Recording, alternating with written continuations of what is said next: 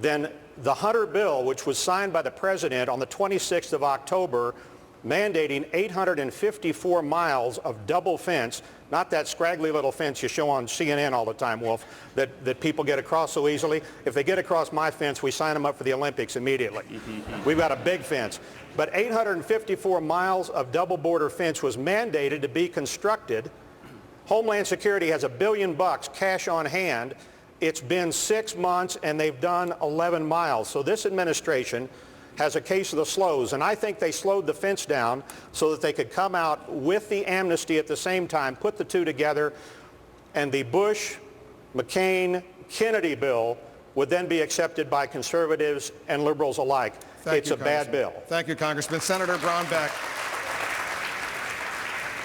what do you say about this notion of a pathway towards citizenship for these 12 million illegal immigrants who are in the country right now? Under what circumstances would you let them begin that path? I don't think you create any new paths to citizenship, but I also think you allow them to be able to use paths that they would currently qualify for and to be able to get in the back of the line. And that's part of leadership and getting something resolved. I think, we can go on a lot of slogans here, and I've been around this issue for a while. I was in Congress in 1994, elected then. We did the first immigration bill I was involved in then, in 1996. You know what? That was an enforcement-only bill in 1996, and we had 7 million undocumented here in the country then. We're at 12 to 20 million now.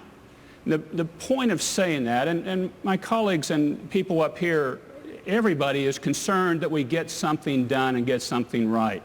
I think if you do exterior enforcement, border enforcement, you do aggressive interior enforcement, and then you work on a comprehensive solution interior, that's something that a lot of people are going to be upset with, but that can work and move us forward, and it's better than not doing anything. Thank you. So you support this pending compromise legislation? If we can hold together those things in it. Those things have to be in it. You're with Senator McCain? If those things are in it. What about you, Governor Thompson? Well, the first thing you have to do is you've got to secure the border. He didn't say yes. Securing the border is going to allow everything else to follow. But unless you secure the border, it is not right to give 12 million individuals who have illegal rights into this country status before that border is protected. There should be no amnesty. And this bill, no matter how you cover it, is an amnesty bill. And the people in this country do not believe in that bill, and they believe very much that the best hope for us is to have a secure border, just like Congressman Hunter has been talking about, and every other Republican up here. Have a secure border, then move on, but don't do it the other way. Thank you, Governor. Congressman Paul, I want you to weigh in on this as well.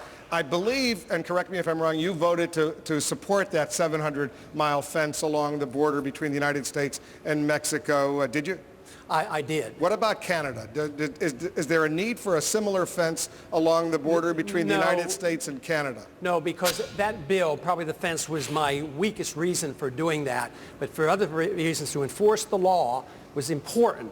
And border security is important. And we've talked about amnesty, which I'm positively opposed to. But one thing that has not been mentioned here, which I think is very, very important, if you subsidize something, you get more of it. So we subsidize illegal immigration. We reward it by easy citizenship, either birthright or amnesty. But we force our states and our local communities to pay for the health care and pay for the education. Why wouldn't they bring their families? And because of our economic conditions, we do need workers. But if we had a truly free market economy, the illegal immigrants would not be the scapegoat. We would probably need them and they would be acceptable. But because of economic conditions, they have become the scapegoat. Thank you, Congressman. The other night, Sunday night, I asked the 8 Democratic presidential candidates whether or not they thought English should be the official language of the United States. Only one of them said English should be the official language of the United States. If there's someone here who doesn't believe English should be the official language of the United States, please speak up right now. I think it's fine. I would like to remind you that we made treaties with Native Americans, such as the Navajos in my state, where we respect their sovereignty, and they use their native language in their deliberations. It's not a big deal, but Native Americans are important to me in my state. Everybody knows that English has to be learned if anyone ever wants to move up the economic ladder. That is obvious. And part of our legislation, by the way, is a requirement to learn English. And by the way, 30% of the people who are in this country illegally never came across our borders, my friends. They overstayed their visas. That's why it has to be a comprehensive approach. And I'm proud of the support of the President and his brother, Governor Jeb Bush, who is governor of the state of Florida.